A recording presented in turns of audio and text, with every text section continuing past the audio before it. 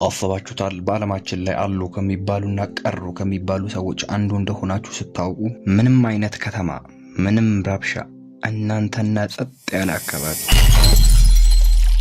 ትዕይንታችን አና በርደን የተባለች ከኒውክሌር ፍንዳታ የተረፈች ሉሽ በሚባል ሸለቆ ውስጥ የምትኖር ወጣት ሴትን ያስመለክተናል። ከኒውክሌር ፍንዳታውም ልትተርፍበት የቻለችበት ብቸኛው መንገድ ሸለቋማ አካባቢ ነዋሪ ስለነበረች ነው። ራሷንም የምታስተዳድረው በግብርና አደንና ከብቶችን በመንከባከብ ሲሆን አንድ ቀንም አን በአካባቢያ የሆነ የጨረር መከላከያ ልብስ ለብሶ ሲንቀሳቀስ የነበረን ሰው ትመለከታለች። የተመለከተችውም ሰው ስሙ ጆን ሎሚስ የሚባል ሲሆን በተፈጠረውም ነገር ግራ በመጋባት ድምፁን ከፍ አድርጎ መጮህ ይጀምራል። አን ተደብቃ እየተመለከተችው ነበር። በመቀጠልም ጆን በአካባቢው ፏፏቴ በመመልከቱ ይገባና መታጠብ ሊጀምር ሲል አን በፍጥነት በመምጣት እንዲወጣ መንገድ ትጀምራለች። ጆንም በመደናገጥ ሽጉጥ ይደቅንባትና ማን እንደሆነ ከየት እንደመጣች ያፋጥጣታል። እሷ እዚህ አካባቢ ብቻዋን እንደምትኖርና የገባበት ውሃ የተመረዘ እንደሆነ ትገልጽለታለች። የውሃው ብክለት ኃይለኛና ከባድ ስለነበረ የኢንፌክሽን መርፌ እንድትሰጠው ይጠይቃታል። መርፌውን ከሰጠችው በኋላ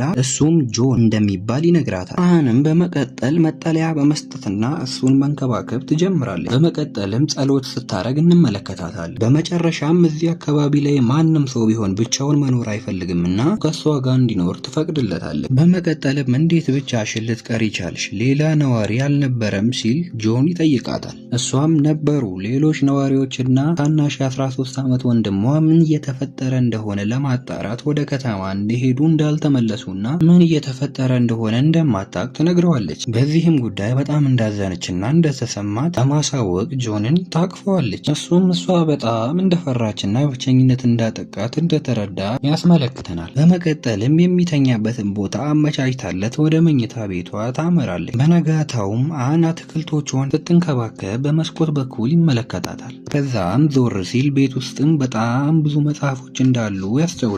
ወደ አናም ስንመለስ ትራክተር እያለ በእጇ ስትቆፍር ይመለከትና ለምን ትራክተሩ እያለ በእጇ እንደምትቆፍር ይጠይቃታል። አንም በአካባቢ የጋዝ እጥረት እንዳለና ማግኘትም ከባድ እንደሆነ ታስረዳዋለች። ጆንም ትንሽ ቆም ብሎ ካሰበ በኋላ አንድ ሀሳብ ይመጣለት። አካባቢያቸው ላይ ያለውን ነዳጅ ማደያ ፓምፕ በመጠቀም ጋዙ እንዲወጣ ያደርጋል። እዚህም ደስተኛ የሆነችው አን ደስታዋን በዝላይ ትገልጻለች። በቀጣይም ወደ ቤት በመመለስ እራት ሊበሉ ሲዘጋጁ ወዲያው አን መጸለያዋን ትጀምራለች። ጆን ዲዛይን ኢንጂነር እና ለመንግስት ድርጅት ተቀጥሮ እንደሚሰራ ከመመረዝም ሊተርፍ የቻለው ስራውን ሲሰራ የነበረው ከፍታ ባለው ቦታ ተንጠልጥሎ እንደነበር ይናገራል። በዚህም የተነሳ ጆን እና አናም በጣም መቀራረብ ይጀምራሉ። እናም አንድ ቀን ባልተበከለ ውሃ ውስጥ አንድ ስትዋኝ ይመለከታል። ግን ጆን አሁንም አሳውን በእሳት ስትጠብስ ይመለከትና እሱም ኤሌክትሪክ እንዴት ሊኖር እንዳልቻለ ሲጠይቃት አንም ክረምት ሲመጣ ጀነሬተር እንደሚጠቀሙና የሚጠቀሙትም ጀነሬተር እንደተበላሸ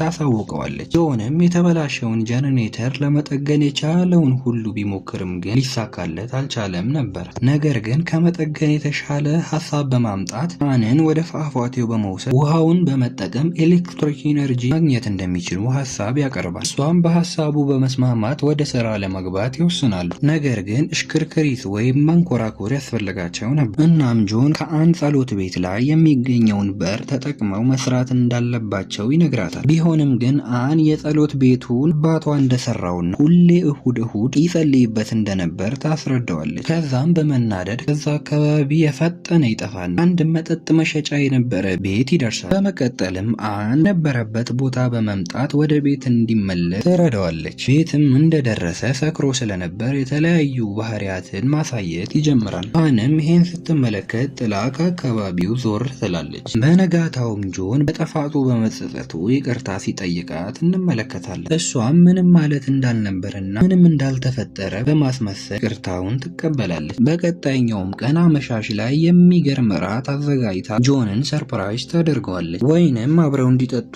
ትጋብዘዋለች። ጆንን በመደሰት ያቀረበችለትን ምግብና ወይኑንም መጎንጨት ይጀምራል። ይሁን እንጂ አን ወይኑን ከአቅሟ በላይ ስለጠጣች የፈጠነ አናቷ ላይ ይወጣና ራሷን መቆጣጠር ያቅታታል። ትንሽ ትንሽ እንደቆዩም ጆን አብሯት እንዲደንስ ሀሳብ ታቀርብለታል። በመደነስ ላይም ሳሉ ጆን ይህን የመሰለ ምሽት አብረው ስላሳለፉ አመስግኖ ሳይጨርስ ከንፈሩን ትስመዋለች። ነገር ግን ጆን ጥሩ ስራ እንዳልሰራችና አብረው ለመሆን ተጨማሪ ጊዜ እንደሚያስፈልጋቸው ይገልጽላት። በቀጣይኛው ቀን ጠዋት ላይም አንድ እንግዳ ሰው እንመለከታለን። ስሙም ካሌብ ይባላል። የአን ውሻም የሆነ አዲስ ነገር እንደመጣ በማሽተት መረዳት በመቻሉ አንን በማስከተል አካባቢውን መቃኘት ይጀምራሉ። ትንሽ እንደተጓዙ ከካሌብ ጋር ፊት ለፊት ይገጣጠማሉ። አንም ካሌብን ስታየው በህይወት ያለ ሰው መኖሩን ማመን አልቻለችም ነበር። ካሌብም ራሱን ለአን ያስተዋውቃትና አንም ካሌብን ወደ ቤቷ ይዛው መሄድ ትጀምራለች። ጆን ግን ካሌብን ሲያየው ሊያምነው አልቻለም ነበር። ሽጉጥ በማውጣት ሊተኩስበት ሲል አን እንደምንም ብላ ሊጎዳቸው እንዳልመጣ ታስረዳዋለች። በመጨረሻም ከካሌብ ጋር ተግባብተው የተለያዩ ጥያቄዎች ካሌብን መጠየቅ ይጀምራሉ። ካሌብም ከ50 ማይል ወይም 80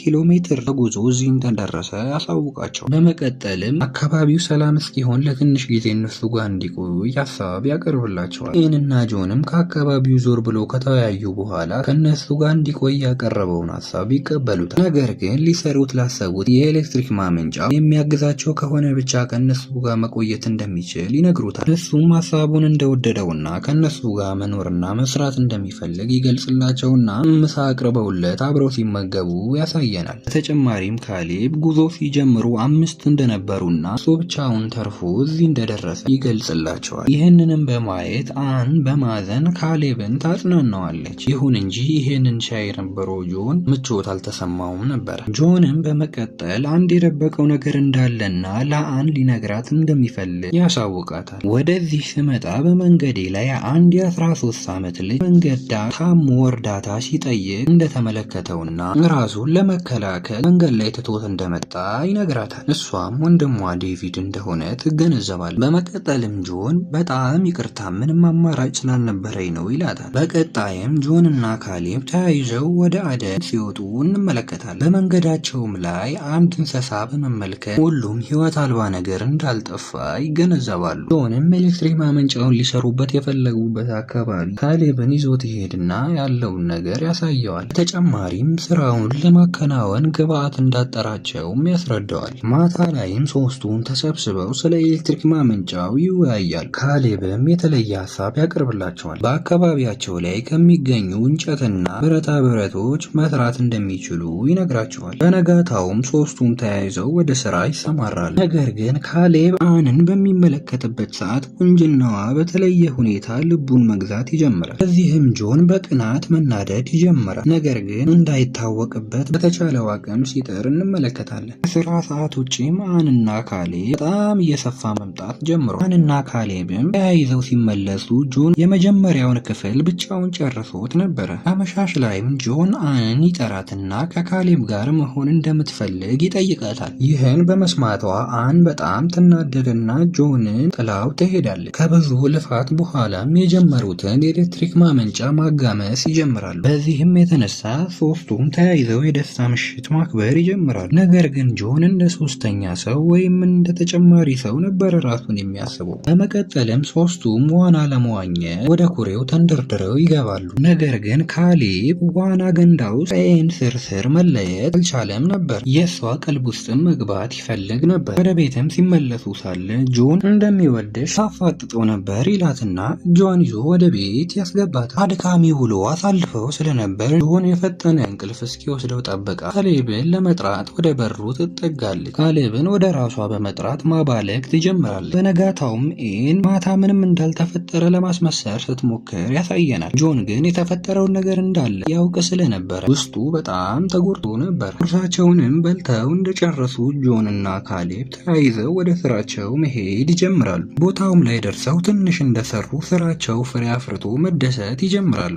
ነገር ግን ሳይታሰብ ካሌብ በመንሸራተት ወደ ገደል መንደርደር ይጀምራል። ይሁን እንጂ ጆን በፍጥነት ገመዱን በመያዝ ህይወቱን ያተርፍለታል። በድጋሚም ገመዱ ከጆን ቁጥጥር ውጪ በመሆን ካሌብ ተመልሶ ወደ ገደሉ መንደርደር ይጀምራል። እንደገናም ጆን ገመዱን በመያዝ አይን ለአይን መፋጠጥ ይጀምራሉ። ንግግሩ አያምር፣ ፊቱ አያምር።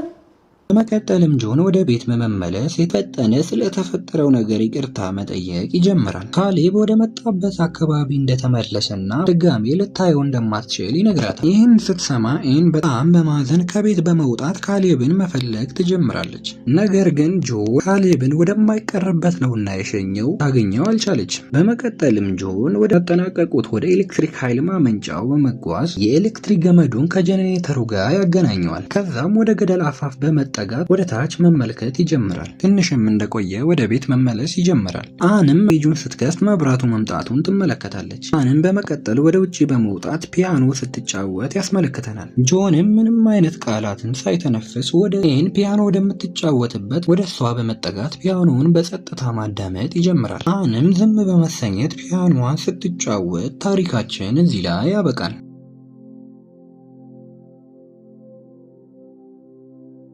ለዩቲዩብ ቻናሉ አዲስ የሆናችሁ ሰብስክራይብ ማድረግ እንዳትረሱ። አዳዲስ ቪዲዮዎችም ሲለቀቁ እንዲደርሷችሁ የደወል ምልክቷን መጫን እንዳትረሱ። ሀሳብ አስተያየት ካላችሁም ኮመንት ላይ ማስቀመጣችሁን እንዳትረሱ። በቀጣይ በአዲስ እና በሚገርም ፊልም እስክንገናኝ ቸር ሰንብቱ።